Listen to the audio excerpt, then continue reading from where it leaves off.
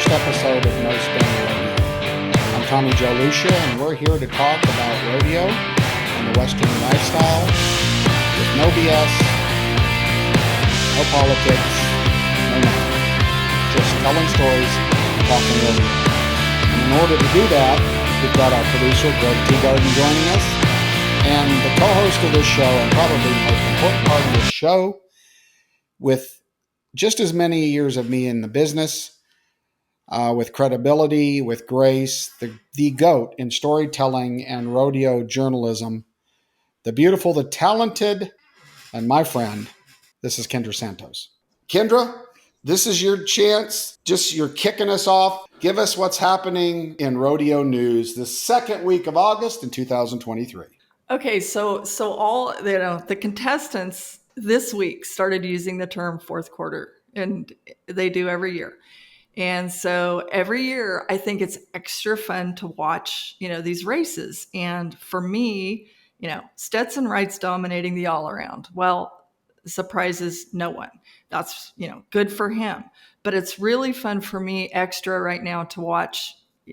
I always call them the bubble boys and girls, the 16th through 20th, 25th. There are still some big hits to be had. There's, Ellensburg and Pendleton and the tour finale and these things. So it's not going to be set in stone till September 30th. But I step back and I'm like, okay, Keenan Hayes is number one in the bareback riding. How many people know much about Keenan Hayes? Like, what I know about him is that he's a kid and he set the record for earnings on his permit last year. And so, he's fearless, right? And like, I want to know more moving forward. Like, why did you do that? Why he would have made the NFR last year on his permit earnings. Like, that's, pretty cool. Dalton Mask is winning the steer wrestling, winning the world. And it's like, who is he? He's some farm kid from Hermiston, Oregon, is my understanding. But again, I want to know more. So, those are the kind of people that if I want to know and you want to know, everybody wants to know, right? So I'd love to learn more about these people and introduce them, who they really are and where they really came from to appear at the top of the world. So I think a fun one right now, a really fun world race right now is in the breakaway roping and the family ties, which, cowboy connections are endless in our sport. But Haley Williams, who's the daughter of Speed Williams, 8-time world champion team roper, she won Houston, has led the breakaway all year until recently, and she was just knocked off number one by Shelby Boisley, who just this spring married world champion tie-down roper Haven Medjid, and now Haley just bumped her back. So it's a really fun race, and it's especially fun for me because I remember like it was yesterday, December 14th, 2003, Speed Williams is pacing the halls of the Thomas and Mack, waiting for his firstborn, and can hardly stand it that he's not at home because, their first Jennifer's at home in labor and he's dying. And he's sitting on the concrete floor, and I would sit with him and then he'd get up and pace like he was in labor and he was just dying that he wasn't home, but he still had to rope one more steer before he could go home. So it's really fun to me 20 years later that baby girl is now, winning it all. It's been fun to watch the whole start to finish. But anyway. Now, Kendra, have you met her? Yes. Is she take after Speed? She's like the best of Speed and Jennifer, and Jennifer's out there hauling her, and Speed has been out there with their son Gabe, who's a healing phenom, and enters quite a bit these days with Speed. That's also fun to watch because just the other day he was a little kid falling off of his pony, and now he's a little badass. And Haley is an interesting combination because she's kind of quiet, very thoughtful, but she's definitely daddy's girl, and she has followed every, Gabe's more of a wild card with his personality, and Haley is very serious. And she, Speed has very strong beliefs in the foundation and what's important and the fundamentals. And that girl is a case study. She's she has followed his every word, and it's really fun. She's also riding a horse, Red Light, that was a project. He wasn't supposed to be sound enough to make it, but she wouldn't give up on it. She talked her dad into buying this horse that wouldn't pass a vet check, and they've been through hell and back for this horse. It's like the whole thing is a perfect storm for, this is rodeo family stuff on steroids, because none of it's really supposed to be coming together like this, but it is. And that girl is determined, and it's very fun to watch. But to wrap on the fourth quarter stuff, I mean, we're just stepping into it, but you just don't know what's going to happen next. And, there are blowups and rigs and people, partner swaps and horses going down. And, all of a sudden the 6-year-old's in the trailer and had to step up because the number one went down, and it's just, it's pretty cool. But the roller coaster of rodeo is real. And my favorite on that here lately was Paid and Bray, which the fairy tale finished up with you in Salt Lake City. But basically I was at Salinas, and a lot of things happened that were off script. He Paid and Bray, he's a NFR team roper who barely missed the NFR last year, and it kind of crushed him. And so he goes to Salinas, which, he's the stud team roper, but he enters the tie down roping, calf roping. He runs the wrong calf. He makes a scorching run. I watch it happen. Like, he's so happy. I'm sitting over in the contestant family section, and all these people are hooping and hollering, and he's very professionally, a lot of class, recognizing the comments. And I watch him ride back, and I realize there's some kind of storm going on at the box. Well, he's run the wrong calf. So it was really cool for me as a rodeo mom to watch how he handled that. I told his mom about it later. It's like he could have kicked and screamed and had a fit, but instead he pulled his hat down tight and ran in there, and the calf he actually drew, no bueno. So that did not go well. But as fate kind of had it and it all played out, he ended up with his team roping earnings by being entered in a second event. He wins the all around, which was as he called it, a bucket list win. Really, really cool. Well, anyway, they take off, their rig takes off, him and his little brother Wyatt bound for, they were supposed to rope at Ogden, Utah the next morning, which they didn't make, but they ended up getting in a bad wreck out in the middle of nowhere on their way. And the horse trailer rolled, and Wyatt's good horse, they lost. And there were 3 other horses and with various injuries, but it was a horrific thing. The trailer was on its side and the horses are in there, and, helpless. Takes forever for people to get there to help, and they cut the horses out, and, a very traumatic thing. So they can't get to Ogden, but they get to Days of 47 that night in Salt Lake City and win the gold medal. Yeah, that's great. Payton wins the gold medal in the team roping with Brenton Hall. And so if that's not the rodeo roller coaster for you, it's like the highest high, the lowest absolute low, exhaustion, pain, sadness, and then, elation, getting a gold medal. Yeah. Well, sports athletes, and it was great to see them win, and actually to see the emotion of what they had been through. But, early on when they ran the wrong calf, if you have the ability, and I tell this to people all the time in our business, keep the highs only so high and the lows only so low. Because if you can drive in the middle, you have the most success. And you and I have both seen Ty Murray, Trevor Brazil. You look at the greats, the really greats. They had the ability to kind of keep their mind in the middle.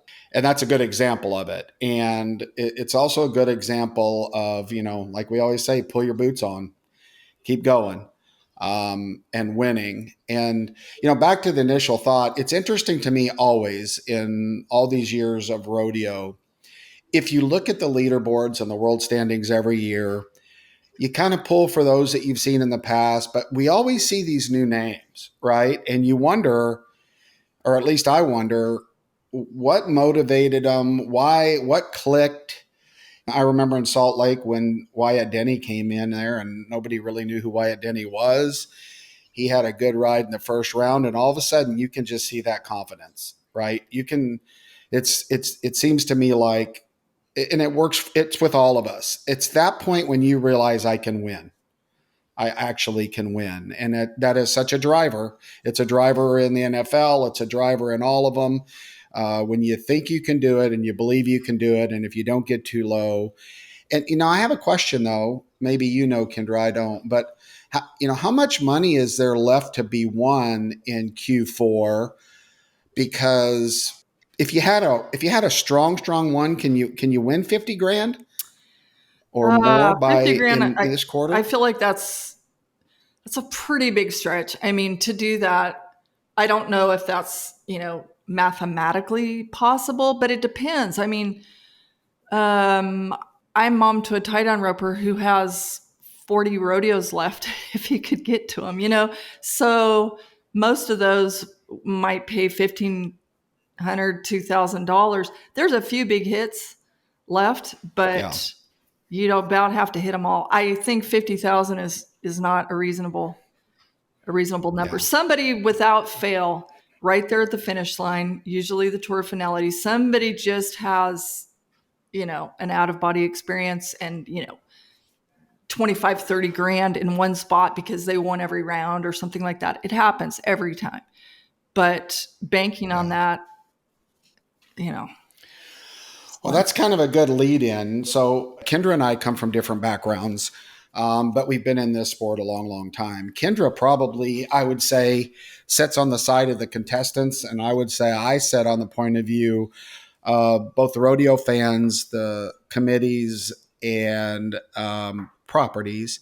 And so we think that in a lot of our conversations, when we go over these points of view, which we're fixing to jump into, there'll be a unique approach, and we'll get to that later. But the reason that I asked Kendra about the 50,000 is really our point of view for today, which is Sage, right? And it's this 40 event rule that I looked up, and he, the question, what I wanted to look at was that the guys on the, could he get knocked out, right, of where he is? And I think it was about 50,000. And could enough guys win enough money to knock him out of the NFR? And I don't think it's possible. He's having to go and enter rodeos to make a note. It's a side note in the business journal when you look it up, right, that says you have to have 40 events. And so, Kendra, why don't you kind of lay the stage for our point of view today, and then we'll get into it. Okay, so the basics. This is the second straight year that Sage Kimzey has been directly impacted by this rule. So the rule, in layman's terms, is that for your Extreme Bulls earnings to count toward the world standings, you have to compete at a minimum of 40 rodeos. So in 2022, Sage also dealt with injuries. He had plenty of money won to qualify for the NFR, but he hadn't been to 40 rodeos. Therefore, the Extreme Bulls money at the finish line was removed from his world standings, and he did not qualify. So here we are this year, and same deal.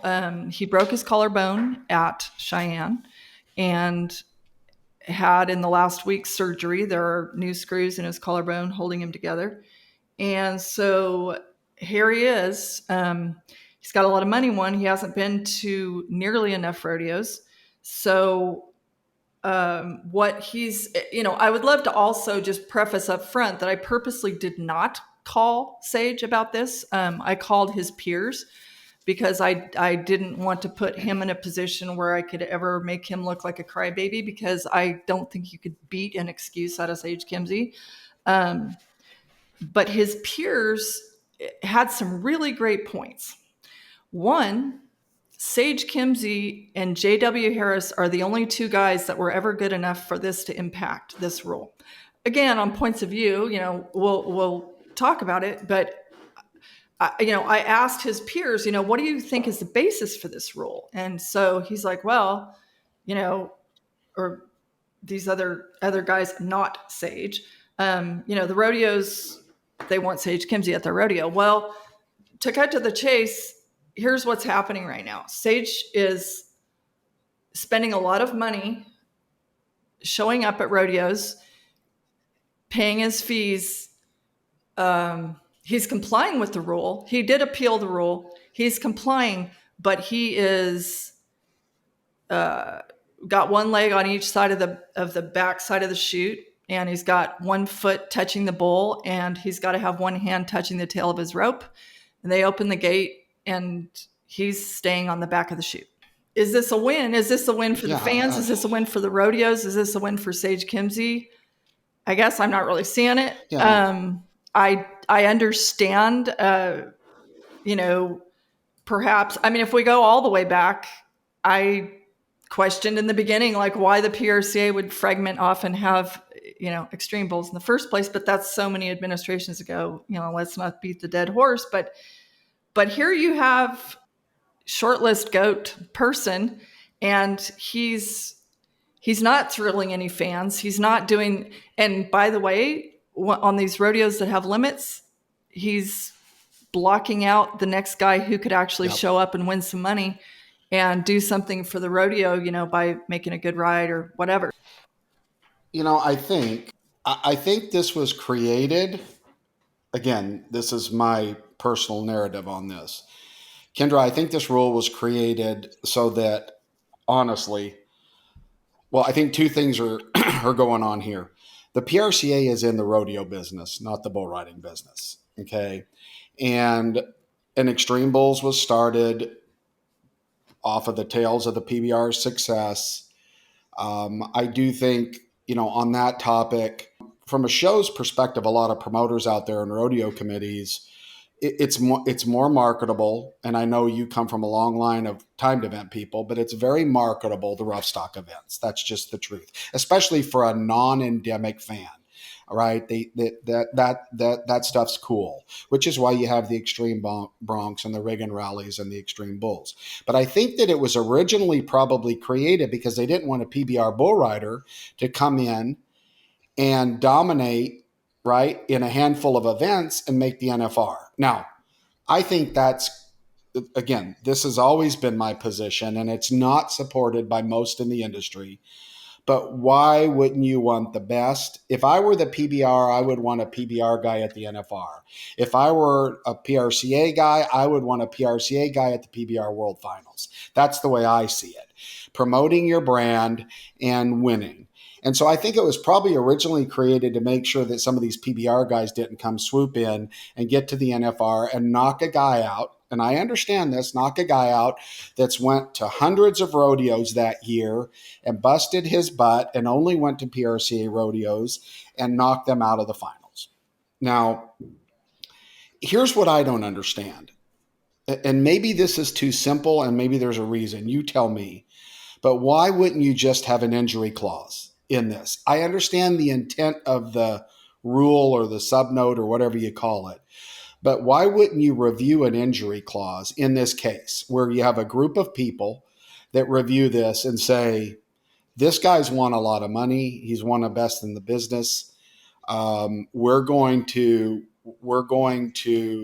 give a free pass on this, right, based on the injury.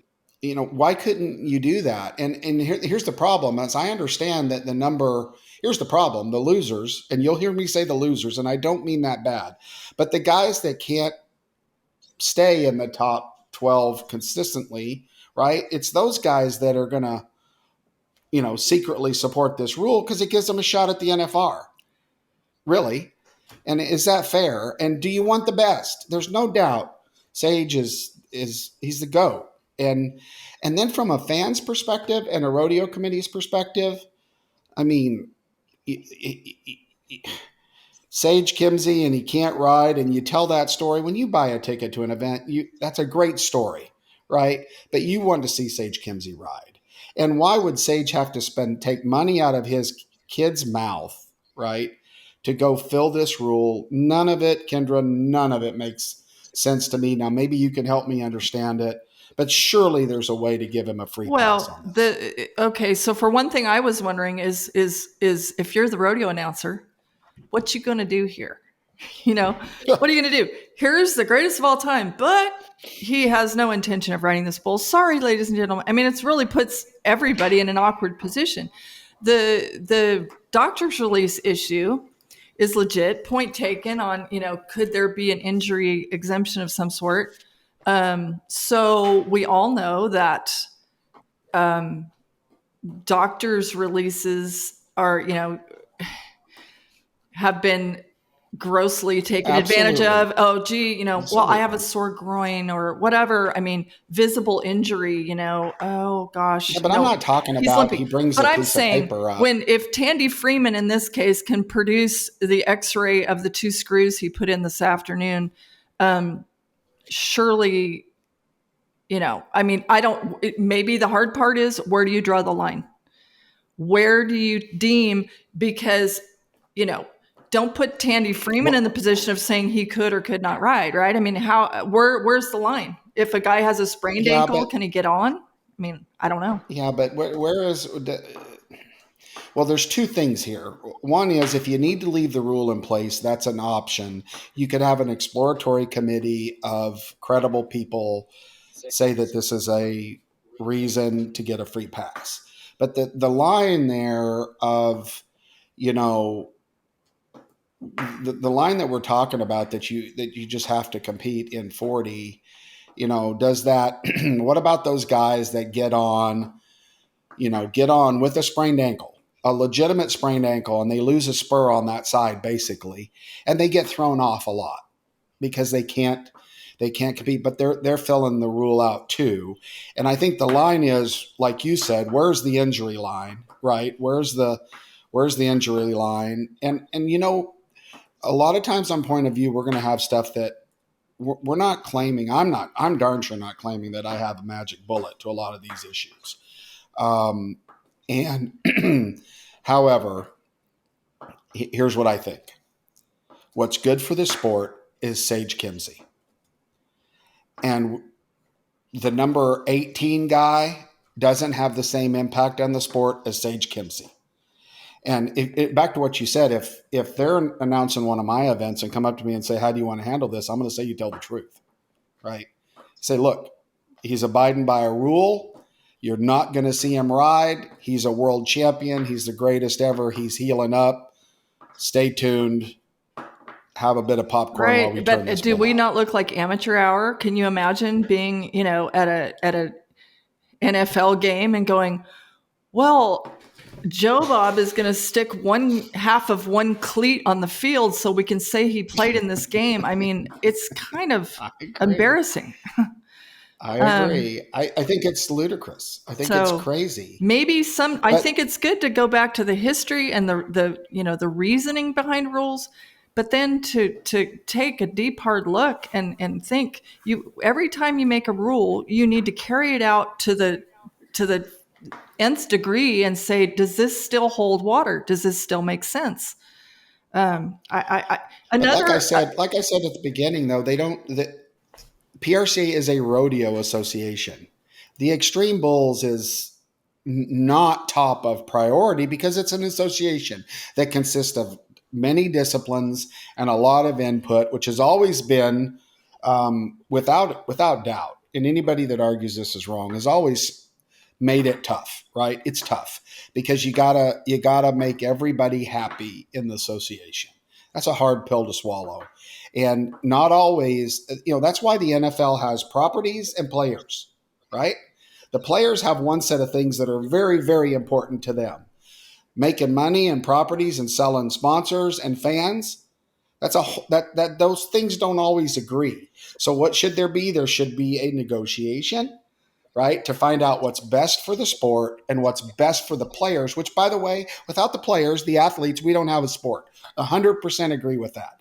But without fans in the stands and prize money and sponsors, those athletes don't have anywhere to go. We're back to jackpots and round pins. Point taken. And also, I am a purist on that. If this is an association for all cowboys, the rule needs to be fair to the 150th ranked bull rider, same as it is to Sage Kimzey. It needs to be fair for everyone. And in this case, another point from the contestant side, from the other bull riders, is on this particular case is Sage got on like 24, 25 bulls at 4 rodeos this winter because of the formats. There were rodeos that between 2 bulls and X bulls and the format of the rodeo, 6 bulls, he got on 8 bulls at one place, like a Houston. Yeah. And so they're saying he got 1 rodeo count, but he got on 8 bulls, Yeah. Also, again, stepping it out all the way, does this make sense? Because we all know, the old, it's not a matter of if, but when and how bad on bull riders getting hurt. And it's like, to get a rodeo count of 1 off of 8 rides. Holy smokes. That is brilliant. That's brilliant. If they switched it to 40 competitive outs, right? Because every time you ride a bull, it's 1 less bull. Every time you ride a bareback horse, right, it's 1 less that you're going to ride in your career. And that would serve us, if the ultimate goal was to make sure that outside association members don't come in, swoop, and get to the NFR, it does the same thing. So we might have just kind of tripped over something with your comment, with your talks with some of the guys, that maybe that makes 100%. And I would be interested to know. So you're saying he has at least 40. I guarantee you he's got on 40 bulls in PRC events so far, hasn't he? I bet he has. I can't swear to the count, but they're saying 6 to 8 bulls at some of the winter rodeos, just at one rodeo between that and the X bulls. Yep. So. Yep. Most of those big rodeos have short goes anyway. Is a different story. But again, this is something that has only impacted 2 guys since we started Extreme Bulls, and the bull riders said yesterday, look, J.W. Harris 1 year went from 1st to 14th in the world overnight from this rule. Okay. He wasn't hurt. Yeah. He just made a decision that he didn't want to rodeo that hard. So, but he's still 14th, gets a back number. So, Well, it's, if you're looking at what's good for the overall sport, I don't think you have a good argument that making Sage spend his money and show up and not compete is good for the overall product of the sport. Nor not taking into account that something freak happens in the buck and shoots and he injures himself worse, which seems to me would be a liability. There's not a simple solution, I don't think, but I do think competitive outs, a dude gets on, nods his head, makes a competitive effort. That might do a little bit to try to do what they originally tried to do, which I really believe has to do with keeping PBR bull riders out of the NFR. And I could be wrong. And I think it probably has to. There's another argument that getting these namesake good competitors to more of these rodeos, because these committees put on rodeos, they donate all their time. They put on these events. They work very, very hard for nothing. That's the truth. And all they want is some bareback riders and bull riders to show up. They know they're going to have timed event guys. And so I understand it from that perspective, encouraging guys to hit more events. But that's why I've always said, and this is a whole nother point of view that we should put on our notes to discuss, and that is, if you went to points instead of dollars, you could up in load stuff, right? You could make it more worth your while to do this and that. So let's say, again, I'm making it up, but if you go to this many circuit rodeos, it's worth a bonus of X amount of points.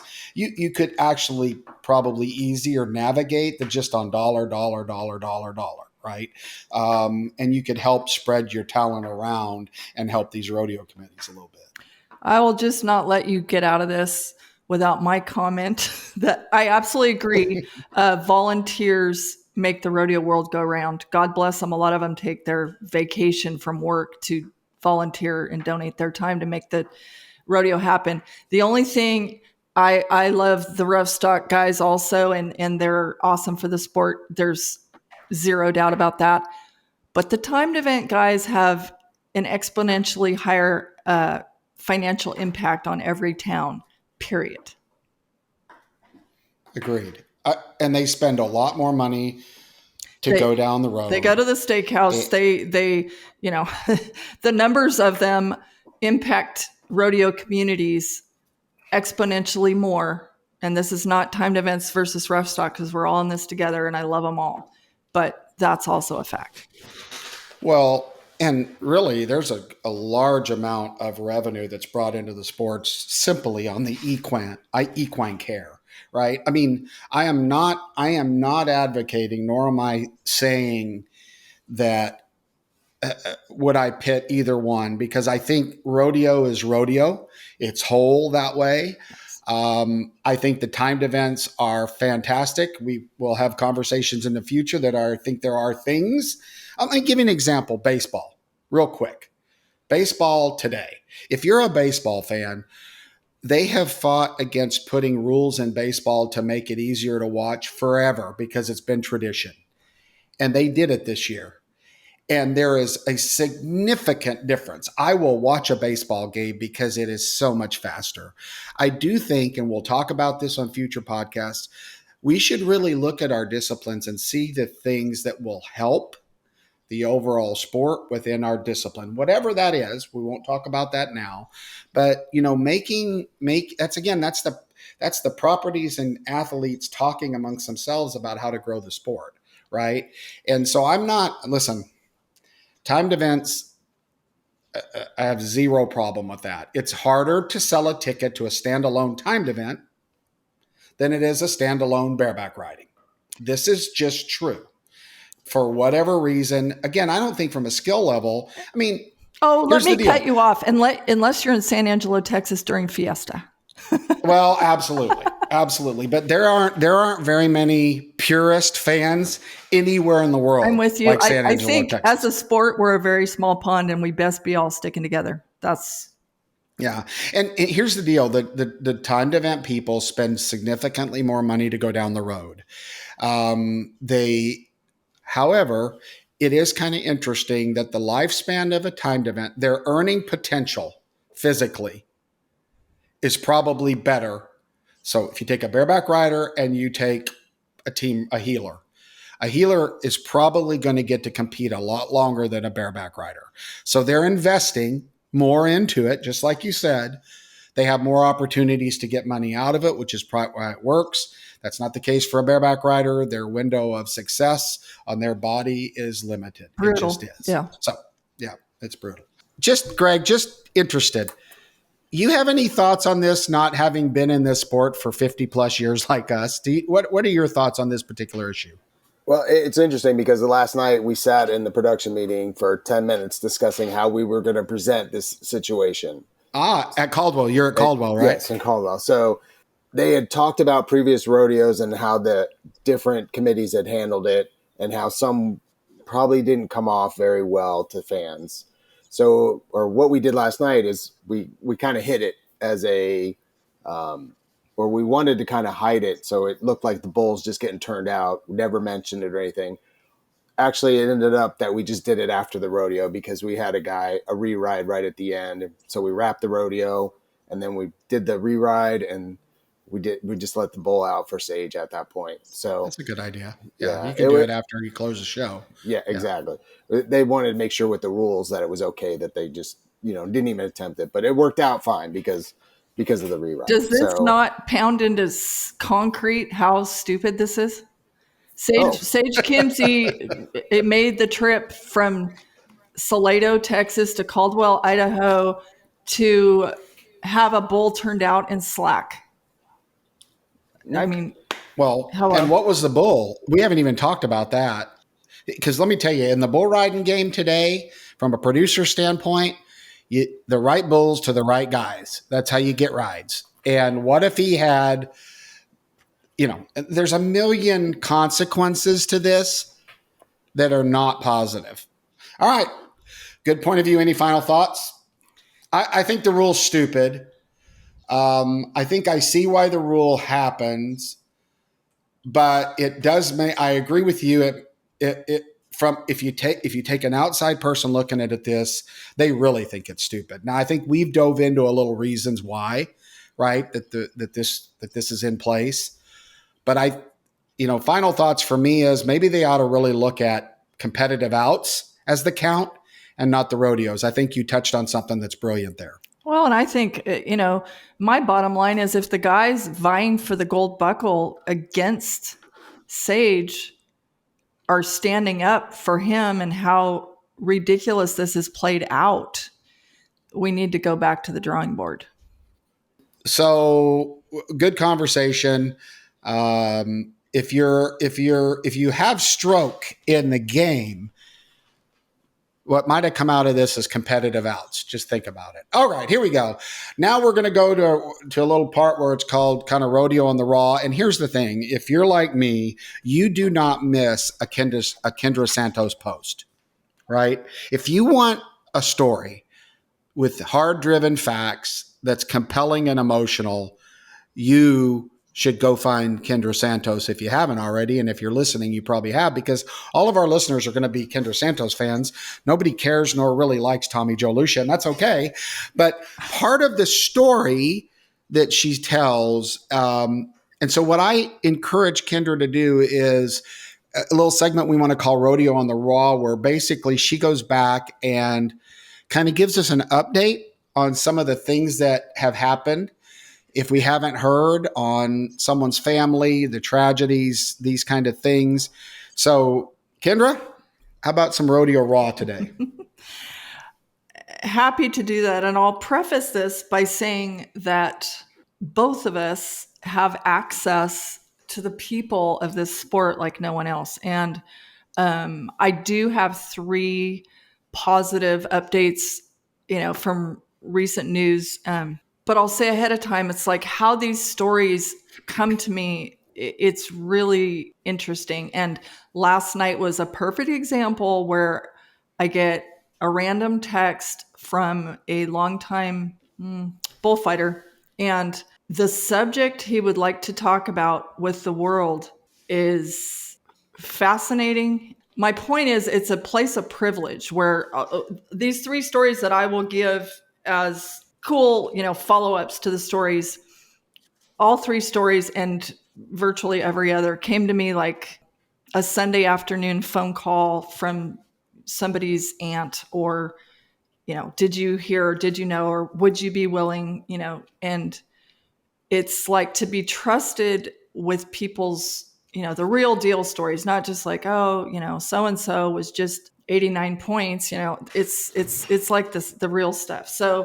So this is the good stuff. So the first one I'll mention, there was a really cool reunion last week at NRS in Decatur, Texas. And basically what happened is 20 years ago, there was a world-class goat tire, which we know goat tying after college goes away. But Amy Mott, she's now a married mom with the last name of Dillingham. In 2004, she and her horse Sniper, were killing it in the goat tying, and they were at the college finals, and, cool. So she is a huge goat tying fan. That's her jam. And she was watching this year's college finals, and this horse kind of caught her eye. There's this kind of a stud goat tire right now. Her name's Kaylee Cormier. And, here came this horse, and, this girl from 20 years ago is watching the telecast, and she's like, oh, that horse almost looks like old Sniper, Anyway, she kind of ran it back and was looking at like face markings and brands and stuff. And she's like, could it be, come to find out, friend of a friend of a friend, the rodeo family connected. And sure enough, Kaylee Cormier's Big John it's the same horse as Sniper from 20 years ago. So last week, these 2 girls that are now in different stages of life got together with Sniper, who's now Big John. And I saw the pictures and stuff. It was just really, really cool. Here's this old horse who has gray all over his face, and he got to see his girl who's now, a mom. And it was, super cool. So I love a happy ending. So the next hold on, goat tying. Okay. So this is just the random crap that you're going to hear from Tommy Joe, occasionally with good, strong content from Kendra. Every time I watch goat tying, you know what comes to mind? What is going through that goat's mind? How would you like to be one of the 3 pygmy goats in the back pen? I'm in a doctor's out. No, I don't really want to go out there and be tied to a rope and have a horse run at me and then a human jump off of me. I mean, so I'm just saying, all I ever think about when I see goat tying is, oh, goat. Oh, poor goat. Run, goat, run. That's all I got to say. Go on. Just poor Tommy goats. Joe, you're killing me. Do you know that at Poly Royal Rodeo at my alma mater, we now have to have goat tying in the slack only because of protesters? Shut it down. Well, I don't think the goat is, again, I don't think anything's, again, I'm not saying, oh no, please don't put me in that bucket. I'm not that bucket. I'm just saying, have you ever contemplated what the goat is thinking however they start? You ever, I've contemplated a move on. lot. My goddaughter, Johnny Jones, the steer wrestler, Hall of Famer, his daughter's my goddaughter. And when she was born, from then on, I begged, does she really have to do this? She was an ace, at it. But you're talking to me who had 2 total knee reconstructions, and now I have a titanium knee thanks to goat tying. So, So the goat wins sometimes? Is that what you're saying? well, in my case, high speed, deep sand, it sounded like a shotgun blast and it impacted the rest of my physical life. But anyway, moving on. Moving on. So, okay. So fast forward. So Cheyenne the other day, I had never heard of a 25-year-old steer wrestler named Ben Kilberg, Iowa. But I get a call. The man in my life, Oat Berry, is sitting on top of the chutes with Paul Cleveland, who's like oversees the timed event chutes at Cheyenne. And he says, this kid from Iowa just got hurt really bad. It was, really scary. Well, anyway, he missed a steer and the hazing horse kicked him in the head. And it was like, I've seen the video. It's horrific. He's face down in the dirt, motionless. So the basics is, if you've ever seen the movie Field of Dreams, a breakaway roper who I had never heard of, her name's Dr. Jennifer Rice. She's related to the Franzen family in Rodeo. She's a country doctor, and she's getting ready to rope. And she sees this happen, and she, instead of, telling a bulldogger there, hold my beer, she said, hold my reins, hold my horse. And she runs in there, and, by all accounts that were right there, she really helped save the day. And it was a scary deal. And Ben was intubated and in the ICU in Cheyenne for the better part of a week. Same place where, Lane Frost was taken in 1989. It was a really scary, not breathing on his own, awful. But miraculously, he made his way rather quickly to Craig Hospital outside of Denver for rehab and was not there very long. And he's now back home in Iowa with his wife, Mallory, and baby girl, Elena. And he still has a long way to go, make no mistake. But he could have died right there very easily. And by, bulldoggers aren't really drama queens to exaggerate. And it was bad. And I saw it with my own 2 eyes, and it was awful. So, he's walking, he's talking, and that's, pretty cool. And that this breakaway roper who has to put in for time off 6 months to a year ahead of time, hardly gets to go to any rodeos. It's just, pretty cool that she, happened to be there. So the third one I would mention, there's a young kid, Caleb Berquist, timed event cowboy from Washington. And in March, he had a real bad, rollover on a side-by-side, gathering some cattle on a steep hill, and, was life flighted in a helicopter, the whole bit. And he was paralyzed. But this kid, how hard he's finally back home. This happened in March, so it was not such a speedy recovery, and his life's changed forever. But it's so inspiring to me to see, and how I got that news. His girlfriend is Murphy Hershey, and her sisters Brooke and Kate went to Cal Poly with my sons Lane and Taylor. So she's the one who's talked to me through this, and the inspiration of, he's finally home. This cool little town greets him. They're all out there, welcome home.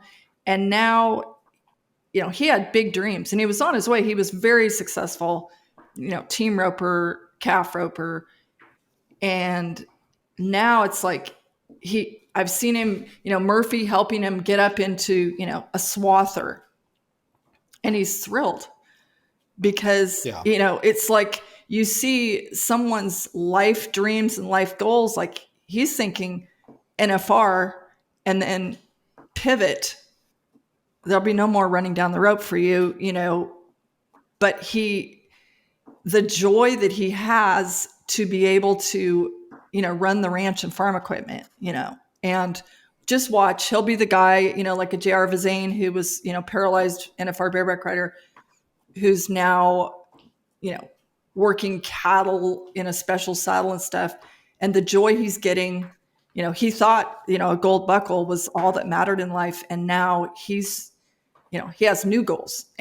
But it's really, the perspective that it gives me, and it really makes most problems that everybody thinks is such a big deal so insignificant. And I just told my son, we were talking about it, and Donna and I were talking about it, and someone said, well, we're going to watch our show and go to bed and get up and go to work tomorrow. Well, don't take for granted that you have the ability to go do what you want to do. Whenever I got cancer and got throat cancer and wasn't able to do, it's funny how important those things that you cussed become. Just if I could just do that one more time. And I think our nature is to take for granted what we're all able to do, but I would challenge you in this instance to do the right thing, help people, and don't take for granted what you are able to do in your life. It's just true. And as you get older, you start to see that a little more. When you're young, I think you take it for granted. But you look at JR and what he's doing, and that doesn't mean that every day those guys aren't struggling. Right. Right? It's got to be an emotional struggle every day, and to have the fortitude to say, you know what, I'm going to make the best out of this, and I'm going to impact people's lives. Hats off to him. He's productive, and it's Absolutely. just he can help on the ranch and be part of the family ranching multi-generational operation. It's like it could almost always be worse, and so when you start, but it makes the little things, they matter zero. Amen. Today, what's important to us, so we'll have a lot of unique things in the future, but we wanted to end the show with what we want to call is the why. And it's a darn good question. And that is, why did Kendra Santos and Tommy Joe Lucia decide to do a podcast? And I think I'll start with my why, if that's all right with you, Kendra. I've gotten a lot of calls about doing a podcast with a lot of different people, and I had kind of entertained it. But if you know me, or if you know my history, I don't want to do something unless it's really, really good, which I think I said to you right off the bat. And secondly, I want it to be new and a kind of a different perspective, any kind of production or any task that I take on. And so, I listen to a lot of podcasts in our space, and they're very entertaining, funny stories, lots of history.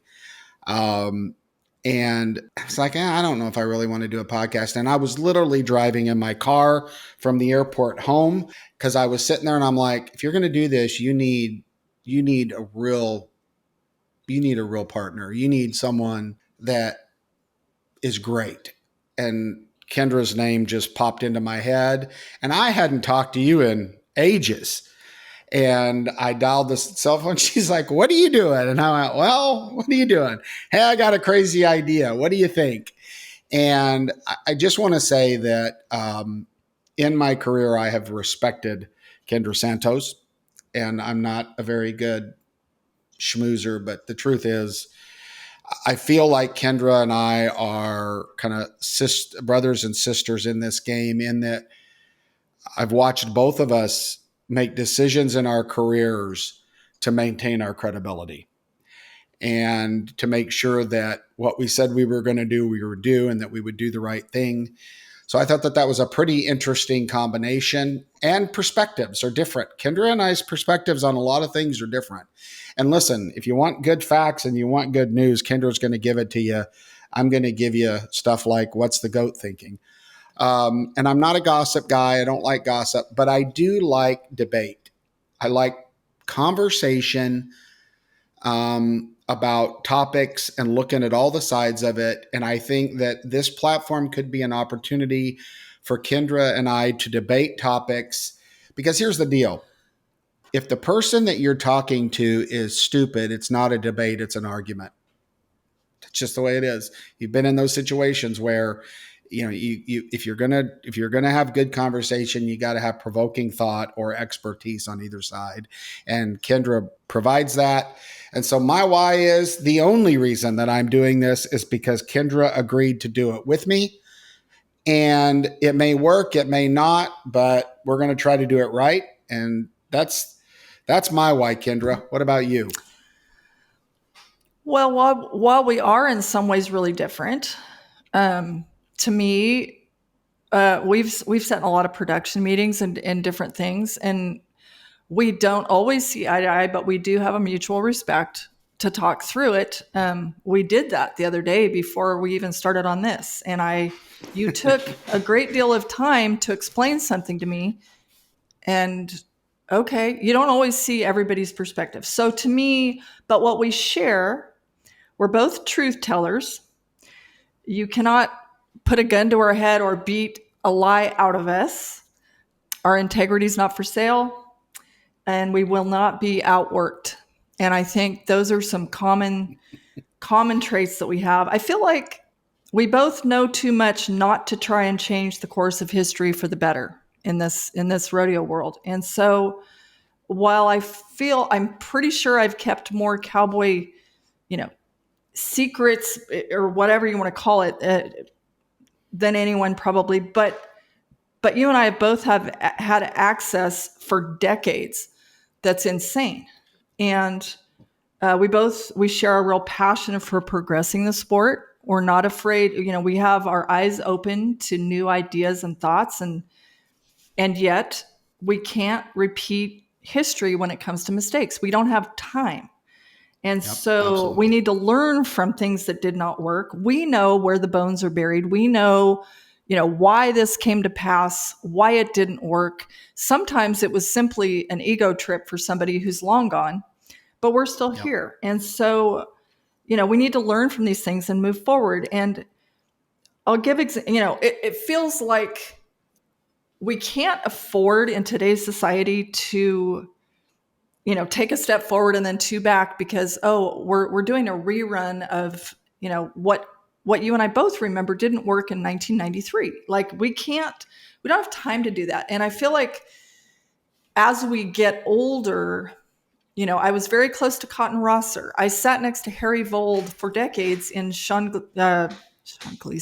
Davis's pre-perf and post-perf meetings at the NFR, and had the most glorious conversations about things totally outside the lines with Harry Vold late at night because of course, nerd me and cool Harry, because, it was hard for him to get in that room. We showed up early and we stayed late.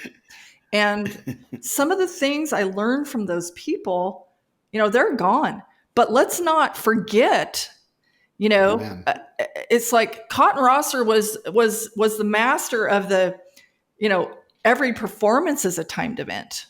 Well, now Oakberry thinks we should have a freaking shot clock on the timed event guys. Like you get in there and you get out or you're out, that's really surprising.